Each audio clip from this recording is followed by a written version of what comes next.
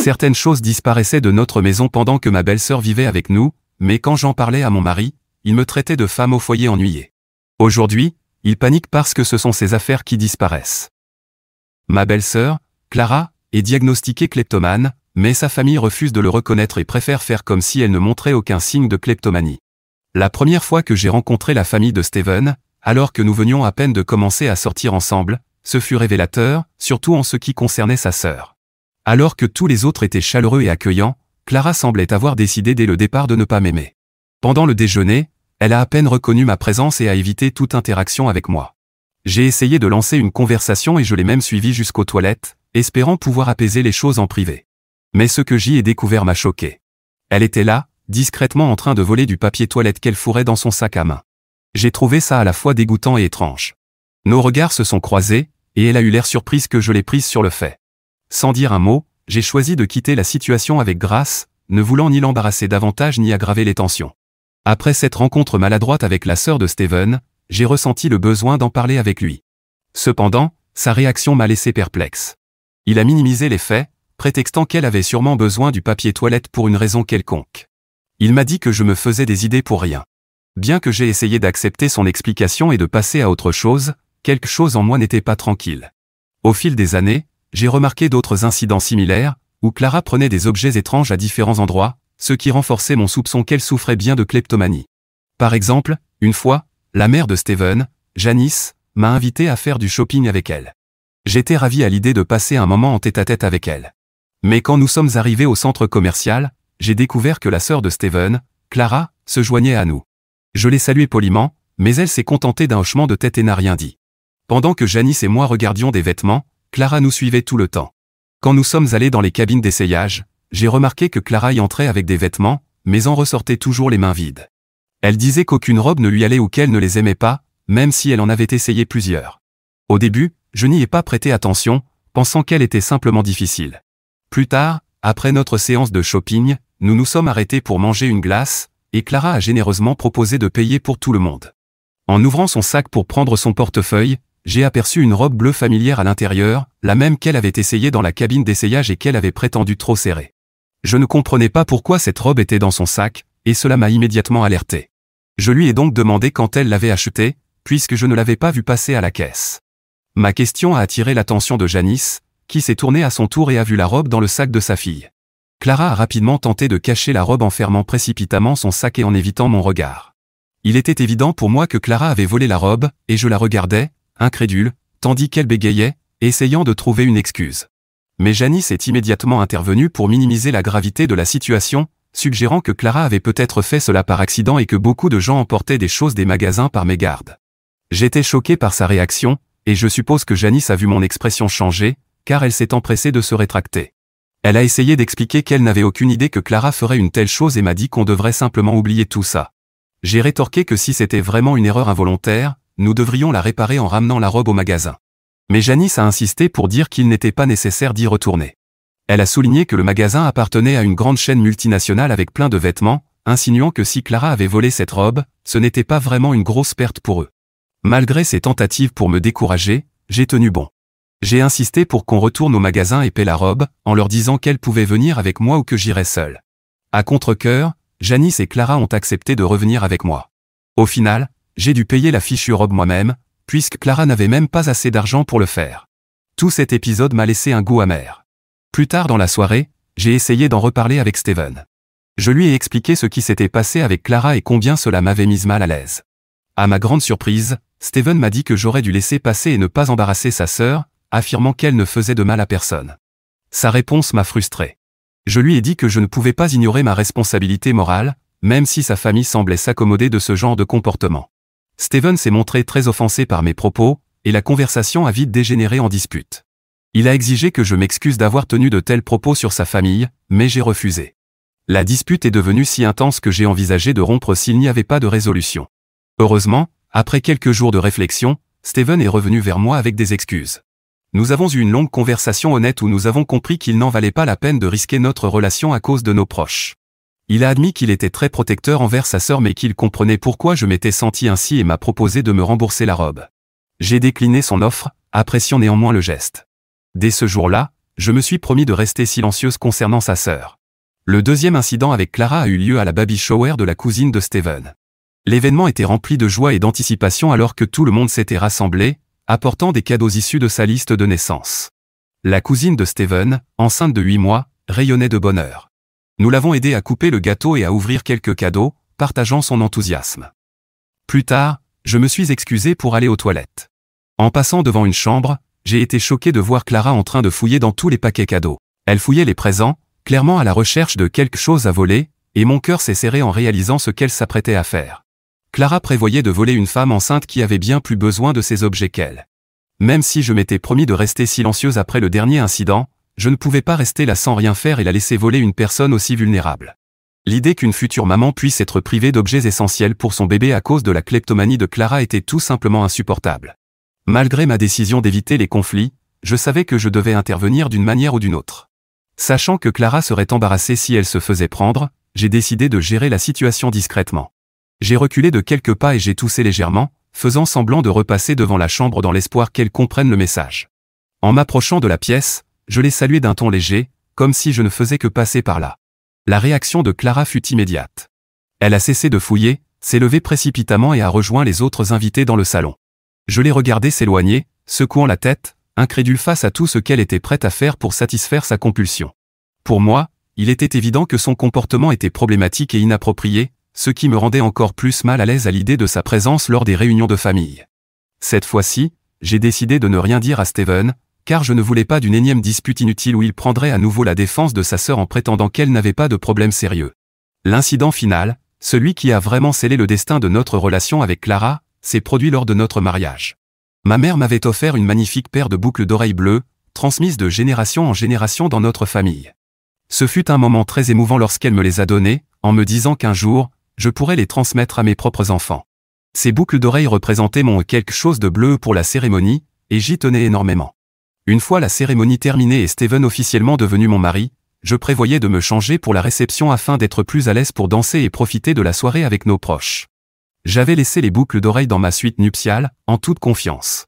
Le lieu était réputé et sécurisé, et seules des personnes de confiance y avaient accès. La réception était une véritable fête. Steven et moi avons dansé toute la nuit, baignés dans l'amour et la joie qui nous entourait. J'avais du mal à croire qu'il était enfin mon mari. C'était une soirée parfaite.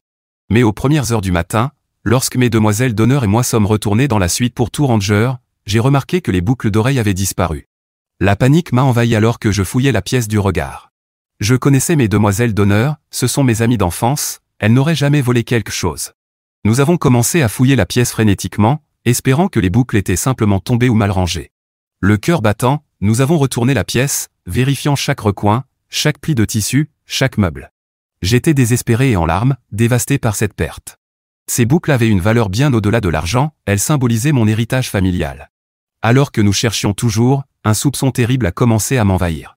Je savais qu'une seule personne, présente à notre mariage, pouvait avoir fait ça. Toute la soirée, j'avais remarqué que Clara se comportait de manière étrange. Elle avait rôdé près de la suite nuptiale, et elle avait disparu un moment pendant la réception. Avec du recul, son attitude m'avait semblé suspecte.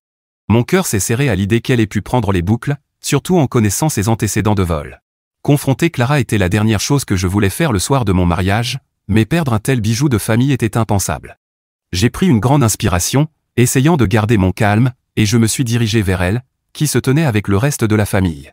Aussi calmement que possible, je lui ai demandé si elle avait vu mes boucles d'oreilles. Les yeux de Clara se sont écarquillés et elle a bredouillé une réponse niant les faits, mais sa réaction n'a fait que renforcer mes soupçons. Mes demoiselles d'honneur étaient avec moi. L'atmosphère s'est tendue alors que j'insistais. Au moment où je confrontais Clara au sujet des boucles disparues, Janice est arrivée avec un mélange de curiosité et d'inquiétude sur le visage. Elle a demandé ce qui se passait, mais j'ai levé la main pour l'interrompre. J'ai plongé mon regard dans celui de Clara et j'ai reposé ma question, cette fois d'un ton plus ferme.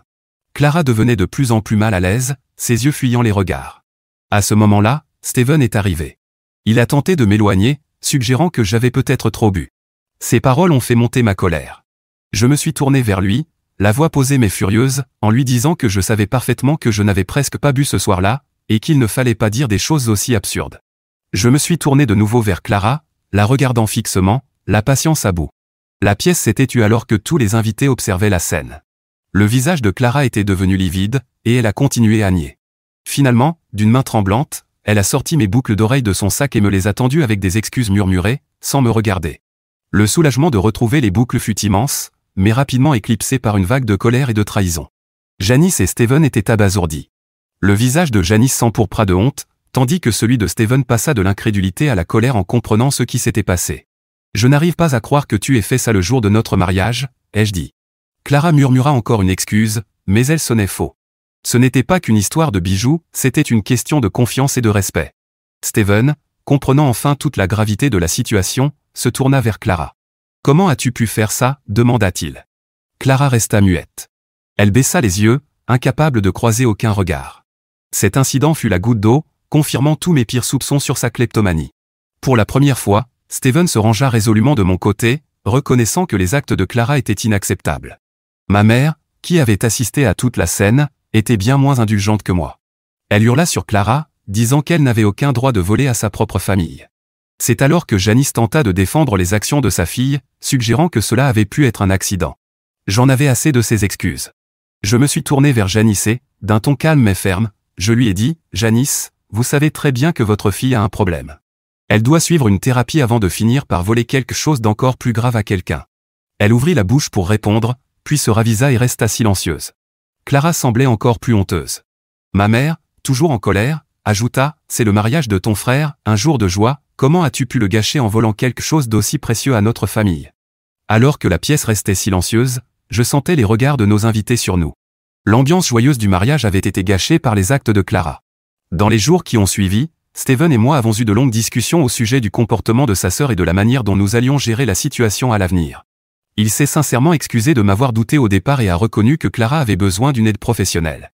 Nous avons aussi décidé d'établir des limites claires avec elle pour nous protéger, ainsi que notre future famille. Après que Steven ait eu une longue conversation avec sa mère, et que plusieurs membres de la famille aient également contacté Janice, elle a fini par admettre que Clara avait effectivement un problème. Ce ne fut pas facile pour elle de l'accepter, mais la pression des proches l'a poussée à réaliser qu'elle ne pouvait plus ignorer les problèmes de sa fille. Consciente de la gravité de la situation, elle a finalement agi. Elle a organisé des séances de thérapie pour Clara, espérant qu'une aide professionnelle puisse traiter les causes profondes de sa kleptomanie. En plus de la thérapie, Clara a également rejoint un groupe de soutien pour les kleptomanes. Ce groupe lui a permis de rencontrer d'autres personnes confrontées aux mêmes difficultés, de parler librement de son addiction et de mieux la comprendre. Même si je n'ai pas gardé de contact avec Clara après l'incident du mariage, j'ai suivi ses progrès grâce à ce que Steven m'en disait. Malgré la douleur et la trahison que j'avais ressenties, j'étais assez compréhensive pour lui accorder le bénéfice du doute et espérer qu'elle pourrait vraiment se rétablir. Avec le temps, Clara semblait s'améliorer de manière significative. Elle a même rencontré quelqu'un dans son groupe de soutien qui comprenait ses difficultés, et il est finalement devenu son mari. À notre grande surprise, Clara et son compagnon se sont mariés rapidement, optant pour une cérémonie très privée. Ils n'ont invité personne et ne nous ont informé que par l'intermédiaire de Janice, le soir même du mariage. Au début, Steven et moi avons été étonnés par le caractère secret de l'événement. Cependant, nous avons compris que c'était peut-être ce dont Clara avait besoin, quelque chose de discret et personnel. Même si nous n'avions pas été inclus dans la célébration, nous étions sincèrement heureux pour elle et lui souhaitions tout le bonheur du monde. Malheureusement, le mariage n'a pas duré longtemps. Il s'est avéré que le mari de Clara avait été surpris en train de voler des documents importants et du matériel, comme des claviers et des souris, sur son lieu de travail. Ces vols répétés au fil des années ont conduit à son arrestation puis à sa condamnation. La nouvelle a dévasté Clara, et sans emploi ni endroit où aller, elle n'a eu d'autre choix que de retourner vivre chez Janice. Janice l'a hébergée pendant quelques mois, mais il est vite devenu évident que ce n'était pas une solution viable, car elle n'avait pas assez d'argent pour subvenir aux besoins de sa fille au chômage chaque mois. Clara ne faisait aucun progrès dans sa convalescence ni dans sa recherche d'emploi, et Janice commençait à se lasser de la situation. Elle savait que Steven et moi vivions dans un logement plus grand sans avoir à payer de loyer, puisque nous l'avions acheté il y a des années. Janice a appelé Steven pour lui demander s'il pouvait aider, se demandant si nous pouvions héberger Clara pendant quelques mois, le temps qu'elle se remette sur pied. Quand Steven m'a parlé de cette idée, j'étais totalement contre. Nous venions tout juste d'accueillir un merveilleux bébé dans nos vies, et jongler entre les responsabilités parentales et le travail était déjà assez difficile. En cette période chargée, et avec l'inconfort que je ressentais autour de Clara, je ne voulais pas qu'elle vive chez nous, surtout en sachant qu'elle avait un passé de voleuse. Je ne voulais pas ajouter de stress à notre quotidien. J'ai donc demandé si Clara avait au moins commencé à chercher un travail pendant tous ces mois passés chez Janice sans rien faire. Steven a secoué la tête. Pourtant, il m'a assuré que vivre chez nous la motiverait peut-être à se reprendre en main, et il m'a dit qu'en tant que frère, il se devait d'être là pour elle durant cette période difficile. Steven m'a également assuré que Clara avait changé et n'était plus kleptomane, donc que je n'avais pas à craindre qu'elle me vole à nouveau. Malgré mes fortes réticences, j'ai accepté à contre-cœur qu'elle emménage chez nous, en espérant que la confiance de Steven envers sa sœur s'avérerait justifiée. Clara a donc emménagé dans notre chambre d'amis. Elle a été polie et gentille avec moi à son arrivée, et il semblait qu'elle avait vraiment changé. Mais je suis restée vigilante et j'ai surveillé mes affaires de près, au cas où. Au début, Clara semblait reconnaissante et déterminée à faire des efforts. Elle a promis qu'elle chercherait un travail et contribuerait aux dépenses de la maison. Mais les semaines ont passé, et il n'y avait aucun progrès. Clara passait la plupart de ses journées enfermée dans sa chambre à dormir, ne sortant que pour manger. J'ai commencé à me demander si nous n'avions pas fait une erreur. Steven essayait de me rassurer, me rappelant que Clara avait besoin de notre soutien. Je voulais le croire, mais l'angoisse persistait. Malgré mes doutes, j'ai continué à soutenir la décision de Steven, espérant que notre aide ferait une différence dans la vie de Clara. Mais sans surprise, j'ai commencé à remarquer des objets disparaître dans ma cuisine. Par exemple, mon plat en céramique coûteux, que je réservais uniquement aux invités, a mystérieusement disparu lorsque j'en ai eu besoin pour recevoir quelqu'un. Au début, j'ai voulu croire que je l'avais simplement rangé ailleurs, mais au fond, je savais que j'étais toujours très organisé avec ce genre de choses. Le soupçon est resté, mais j'ai choisi de l'ignorer, espérant qu'il s'agissait juste d'un objet mal placé et ne voulant pas accuser Clara sans preuve. Puis, un matin, ma tasse d'enfance, un objet sentimental que j'utilisais chaque jour pour mon café, a disparu. Ce n'était pas seulement étrange, c'était un coup dur émotionnel, car cette tasse m'avait été offerte par mon grand-père. Ne la trouvant nulle part, j'ai demandé à Steven de m'aider à fouiller la maison. Il savait combien cette tasse comptait pour moi, donc il était aussi inquiet. Quand nous n'avons pas réussi à la retrouver, j'ai proposé de confronter Clara directement, car j'avais de forts soupçons et elle était la seule qui aurait pu la prendre. Mais Steven m'en a dissuadé. Il m'a dit que Clara traversait déjà une période difficile et m'a demandé de le laisser s'en charger lui-même. J'ai donc accepté à contre-cœur. Quand Steven a confronté Clara au sujet des objets disparus, elle a nié toute implication avec fermeté, insistant sur le fait que nous les avions sûrement simplement égarés. J'entendais clairement leur dispute houleuse depuis sa chambre. Il était évident que Clara refusait toute responsabilité, et Steven, toujours indulgent avec sa sœur, est sorti de la chambre pour me dire que Clara n'y était pour rien. J'ai laissé échapper un rire sarcastique. Difficile de croire que Clara, avec son passé, était soudainement innocente dans cette affaire. Frustré et déterminé à agir, j'ai commencé à mettre tous mes objets de valeur sous clé. J'ai même commandé un nouveau coffre-fort sur Amazon, spécialement pour y ranger mes parfums et produits de maquillage les plus chers. Steven trouvait ça ridicule et m'a accusé de ne pas faire confiance à sa sœur. Au cours de notre dispute, il m'a même traité de femme au foyer ennuyeuse, ce qui était totalement absurde puisque j'avais une carrière florissante en freelance et que je gagnais largement ma vie tout en m'occupant de notre fils à temps plein. J'ai pris sa remarque très à cœur et je me suis défendu avec passion. Je lui ai rappelé qu'il n'avait aucun droit de me traiter ainsi. Ce n'est pas parce que je ne me rendais pas dans un bureau tous les jours que mon travail n'était pas important. Je lui ai rappelé que non seulement je travaillais, mais que je m'occupais aussi de notre enfant et gérais toute la maison. Je lui ai expliqué que tant que Clara vivrait sous notre toit, des choses continueraient à disparaître. J'ai affirmé avec fermeté que soit c'était une rechute, soit elle n'avait jamais vraiment cessé de voler. Mais Steven refusait toujours de croire que sa sœur nous volait. Nous étions en total désaccord, lui voulait croire en l'innocence de Clara, et moi, je voulais protéger ce qui m'appartenait. Je n'ai pas eu à attendre longtemps pour que mes soupçons soient confirmés. Hier, Steven s'est réveillé et a découvert que son ordinateur portable avait disparu pendant qu'il se préparait pour aller au travail. Il m'a d'abord demandé si je l'avais pris pour une raison quelconque, mais je lui ai assuré que non, j'avais mon propre ordinateur. Il a ensuite supposé qu'il l'avait peut-être oublié au bureau la veille. Mais les choses ont pris une tournure plus grave lorsqu'il s'est rendu compte que son portefeuille avait également disparu du tiroir où il rangeait ses clés de voiture. C'était inquiétant, car son portefeuille contenait non seulement une grosse somme en espèces, mais aussi son permis de conduire et ses cartes bancaires. Steven a commencé à paniquer et à fouiller la maison de fond en comble, espérant retrouver ses affaires. Pendant ce temps, je suis restée assise avec un petit sourire, sachant déjà parfaitement qui était responsable. Alors que Steven essayait d'appeler Clara, elle ne répondait pas. Il s'est précipité dans sa chambre, espérant l'Y trouver, mais la pièce était vide. Il s'est alors tourné vers moi et m'a demandé si je savais où elle était. Je me suis contenté de hausser les épaules. La frustration de Steven était palpable alors qu'il tentait de joindre Clara encore et encore. Sa colère montait, et il a fini par appeler sa mère pour évacuer sa frustration. Mais Janice a tenté de le calmer en minimisant une fois de plus la situation. Elle a dit que même si Clara avait volé son portefeuille, les objets à l'intérieur étaient remplaçables. Cela n'a fait qu'attiser la colère de Steven. Il a explosé au téléphone, lui disant que Clara n'avait aucun droit de le voler, surtout après qu'il l'ait défendu auprès de moi tout ce temps. Je n'ai pu m'empêcher de secouer la tête et de rire avec incrédulité, réalisant à quel point cette famille avait tendance à materner Clara et à excuser ses actes, même face à des conséquences aussi graves. Quand Clara a finalement décidé de rentrer à la maison dans l'après-midi après avoir ignoré les appels de Steven toute la journée, elle avait l'air de revenir d'un bar, clairement en état d'ébriété. Steven l'a immédiatement confrontée au sujet de son ordinateur portable et de son portefeuille disparu. Dans son état d'ébriété, Clara a d'abord tenté de le calmer en niant toute implication. Cependant, lorsqu'il a menacé de faire appel aux autorités si elle n'avouait pas le vol, Clara a fondu en larmes et a fini par dire la vérité. Il s'avère que Clara avait lancé une boutique en ligne, et que depuis plusieurs semaines, alors qu'elle vivait chez nous, elle volait systématiquement nos affaires pour les revendre sur son site. Mon incrédulité s'est changée en horreur lorsqu'elle a avoué tout ce qu'elle avait pris, y compris mon lait maternel, qu'elle prétendait être très précieux et qui lui avait rapporté une somme importante. Je l'écoutais, dégoûté, tandis qu'elle confessait n'avoir pas seulement volé les affaires de Steven, mais aussi mes céramiques, y compris mes pièces les plus chères ainsi que mon vieux mug. Elle a admis avoir pris plusieurs autres objets dans toute la maison. Steven s'est mis à crier, furieux qu'elle ait trahi sa confiance. À l'heure où j'écris ces lignes, Clara est toujours chez nous, et je suis complètement écœuré par sa présence. Je ressens profondément qu'elle doit partir, et je crois que mon mari doit prendre une décision ferme pour gérer la situation.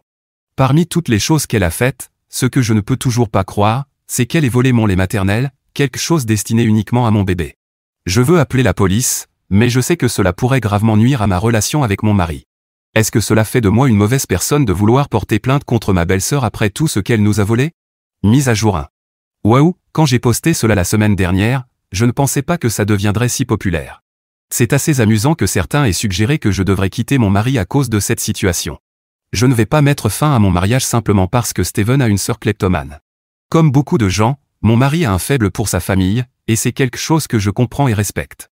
Malgré notre désaccord concernant sa sœur, c'est lui qui a le plus souffert après qu'elle ait volé son ordinateur et son portefeuille. Et au cas où je ne l'aurais pas mentionné plus tôt, Clara a rendu les cartes bancaires de Steven, mais elle avait déjà vendu le portefeuille et l'ordinateur, et utilisé l'argent liquide qu'elle y avait trouvé pour aller boire dans un bar. Maintenant, pour la mise à jour principale, la semaine dernière, j'en suis arrivé au point de donner un ultimatum à mon mari, soit il demande à sa sœur de partir, soit je prends notre bébé et je vais chez mes parents pendant que Clara continue de vivre chez nous. Je ne pouvais plus tolérer de vivre avec quelqu'un qui avait volé mon lait maternel pour le vendre à des inconnus. C'était perturbant et dégoûtant. Étonnamment, Steven a admis qu'il pensait la même chose. Il a été soulagé que je le dise à voix haute et m'a assuré qu'il allait lui demander de partir. Nous nous sommes tous les deux assis avec Clara et lui avons donné un préavis d'1 jour pour quitter la maison immédiatement. Au début, Clara a paniqué et a désespérément appelé Janice, qui à son tour a appelé Steven pour tenter de le faire changer d'avis. Mais Steven avait atteint sa limite et a dit fermement à Janice de s'occuper de sa propre fille, car lui devait désormais nous donner, à moi et notre bébé, la priorité. Il n'a pas mâché ses mots en informant Janice de toutes les choses étranges que Clara avait volées chez nous, ce qui l'a fait taire immédiatement. Clara a officiellement déménagé hier, et je sais que ce n'est pas très gentil de dire cela, mais je suis soulagé qu'elle ne fasse plus partie de nos vies. Je suis aussi reconnaissante qu'elle ait fait ce qu'elle a fait, parce que maintenant, mon mari a tiré une leçon de tout ça et n'acceptera plus jamais qu'elle vienne vivre chez nous, ce qui m'apporte une immense tranquillité d'esprit. Elle vit désormais chez Janice, donc ce n'est plus notre problème. Mise à jour 2. Beaucoup d'entre vous l'avaient prédit, et j'étais d'accord, mais ce n'est pas comme si ma belle-mère allait m'écouter. Et oui, Clara vole aussi chez elle. Même schéma, ça a commencé par de petites choses, puis ça a escaladé vers des objets plus importants. Janice rentrait du travail et remarquait des choses manquantes, mais comme elle a toujours gâté sa fille, elle ne faisait rien. Mais il y a quelques jours, elle a appelé mon mari pour tout lui raconter, et il lui a simplement répondu « on l'avait déjà prévenu », et elle n'a rien voulu faire.